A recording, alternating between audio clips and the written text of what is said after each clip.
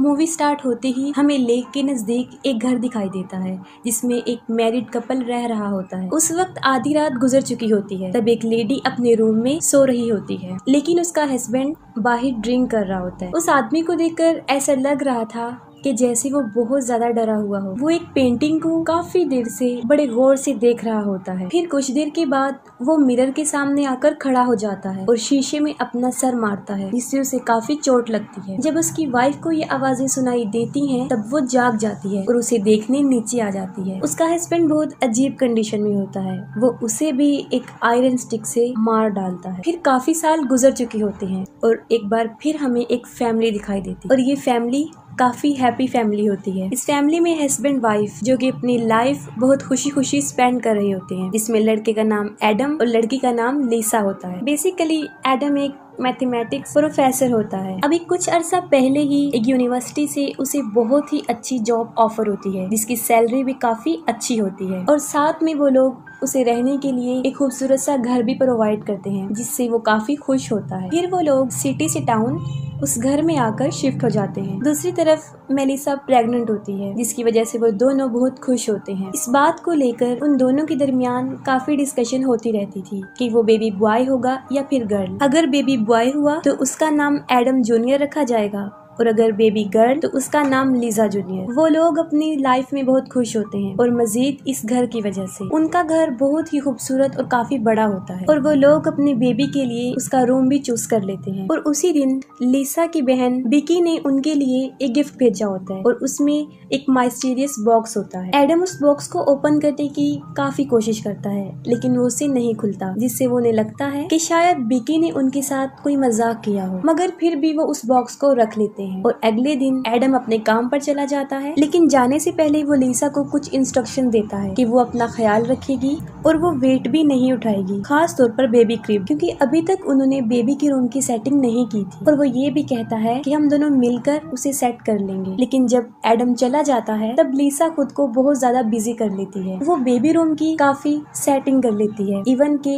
Baby crib को भी, क्योंकि उसे नहीं लग रहा था कि वो क्रिब इतना हैवी है। फिर उसका जहन उस बॉक्स की तरफ जाता है जो एडम से ओपन नहीं हुआ था। और यहाँ पर एक अजीब चीज ये होती है कि लिसा से वो बॉक्स इजीली खुल जाता है और जब वो उसे ओपन करती है तो वो बिल्कुल खाली होता है। फिर वो उस बॉक्स को रख देती है और वॉक पर चली जाती है। तब उसे एक औरत नजर आती है जो रो रही होती है और उसकी बॉडी पर भी ब्लड लगा होता है और वो बार बार एक ही लफ्ज बोल रही थी कि मैंने अपने बच्चे को खो दिया है। उसकी ये हालत देखकर लिजा उसकी हेल्प करना चाहती थी, लेकिन वो लिजा को देखकर अजीबो अजीब बातें करना शुरू कर देती है। वो उसे कहती है कि जो बच्चा तुम्हारे पेट में है वो तुम्हारा नहीं रहेगा, वो उसे ले जाएगा और लोग भी तुमसे डरना शुरू कर देंगे। और ये भी कहती है कि तुम अपने बच्चे को बचा नहीं सकोगी। ये बातें सुनकर लिजा काफी डर जाती है और वो वापस घर आ जाती है। फिर वो एडम को कॉल करती है और सारे इंसिडेंट का उसे बताती है। लेकिन उस दिन से लिसा के साथ अजीबोगरीब होना शुरू हो जाता है। उसे बेबी रूम से किसी बच्चे की रोने की आवाजें आती हैं। फिर हालात को समझने के लिए वो ऊपर जाकर देखती है, तो जो चीज वो देखती है उसे देखकर काफी हैरान हो जाती है।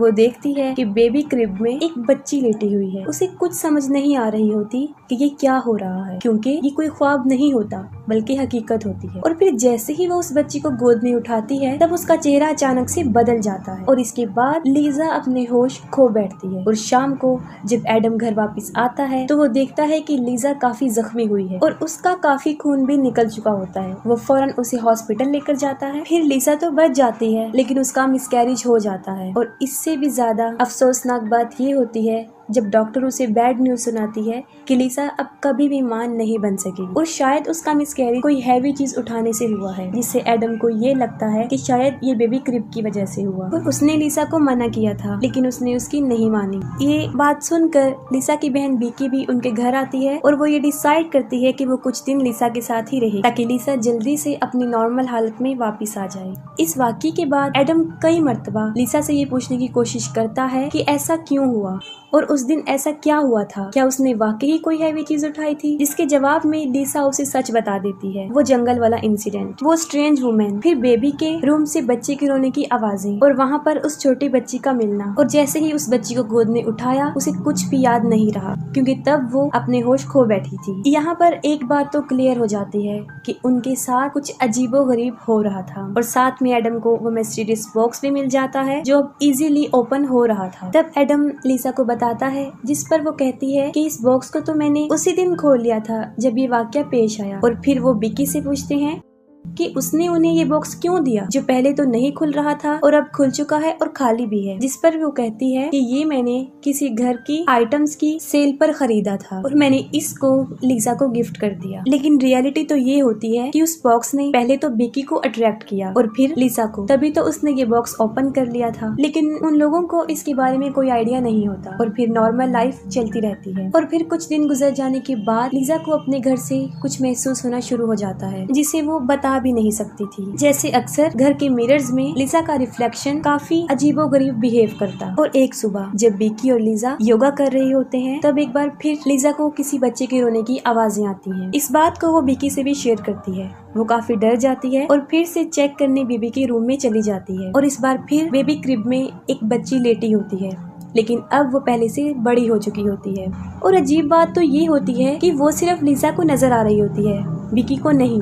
फिर वो अपनी बहन को एक्सप्लेन करती है कि वो नॉर्मल है और वो वाकई एक बच्ची को देख रही है। फिर रात को एडम देखता है कि लिसा अपने बेड पर नहीं है। वो उसे देखने के लिए जाता है, तब लिसा उसे फायर प्लेस के पास खड़ी हुई मिलती है जो कि एक पेंटिंग को मुसलसल घूर रही होती है। वो एडम को बताती है कि हमारे साथ कुछ अजीब हो रहा है, क्योंकि जब हमारे साथ हादसा पेश आया तब ये पेंटिंग ऐसी नहीं थी और अब ये पेंटिंग बिल्कुल बदल चुकी है। क्योंकि पहले उस पेंटिंग में ये था कि 4 बच्चे खेल रहे थे और उन्हें एक औरत बैठकर देख रही थी, लेकिन अब ऐसा कुछ नहीं हो रहा होता। और वाकई ही वो पेंटिंग बदल चुकी होती है, क्योंकि वो औरत अब अपने बच्चों की तरफ नहीं बल्कि साइड पर देख रही होती है। और इस बात को सिर्फ लिसा महसूस करती है, एडम नहीं। और वो उसे समझाता है कि तुम अपने बेबी को खो देने की वजह से ऐसी हो गई हो, जिसकी वजह से तुम काफी अपसेट हो और तुम्हारी ऐसी हालत है। और फिर बिकी के साथ भी एक अजीब चीज होती है जब वो नोटिस करती है कि मिरर उसका रिफ्लेक्शन एज इट इज नहीं दिखा रहा और मिरर में नजर आने वाली लड़की बेकी तो बिल्कुल भी नहीं लग रही थी। और फिर देखते ही देखते उसकी रिफ्लेक्शन उसे मारने की कोशिश करती है और उसके दिमाग पर ऐसा असर कर देती है कि वो अपनी बहन को बताए बगैर वहाँ से चली जाती है। लिसा को इस बात का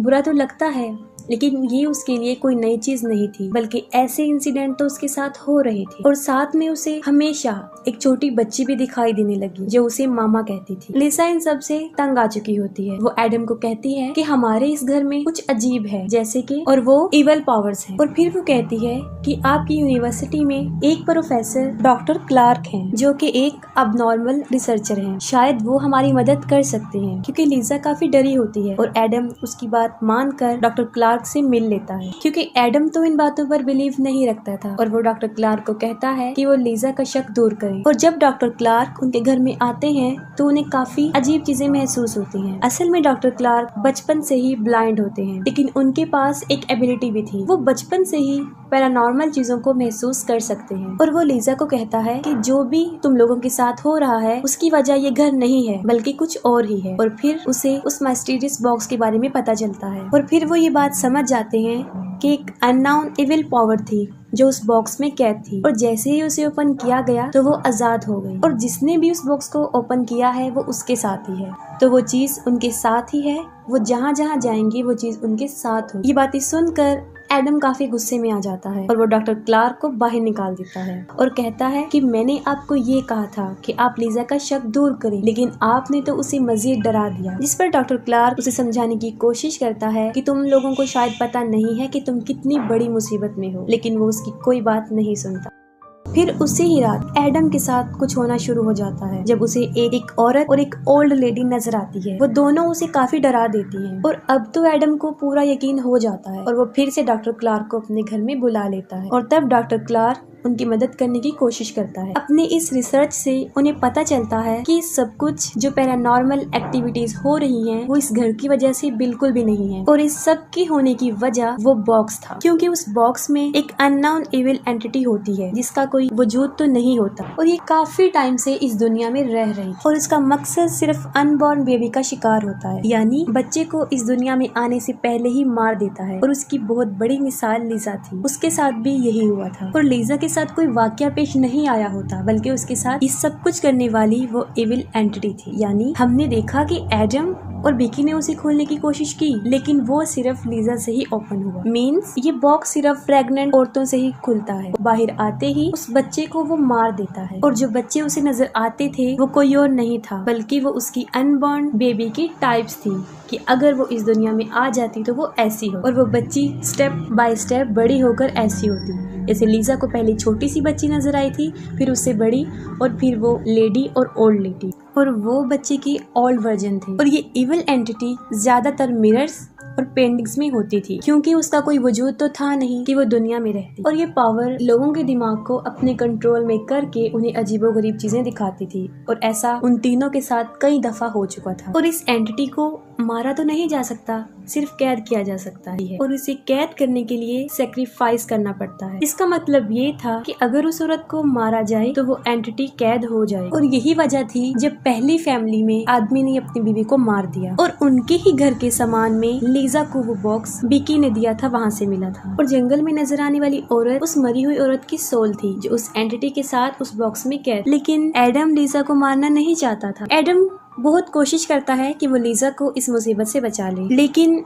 ये एंटिटी लोगों को हिप्नोटाइज करती है और लोगों को एक दूसरे से मरवाती है। अब एडम भी हिप्नोटाइज हो चुका होता है, और वो उस आदमी की तरह लीजा को मार डालता है, और वो एंटिटी फिर से उस बॉक्स में कैद हो जाती है, और एडम जेल चला जाता है। और जाने से पहले वो बॉक्स को बिकी को देता है, और अब ये सब कुछ बिकी के साथ होने वाला था, क्योंकि वो भी प्रेग्नेंट। और इसी के साथ मूवी भी एंड हो जाती है।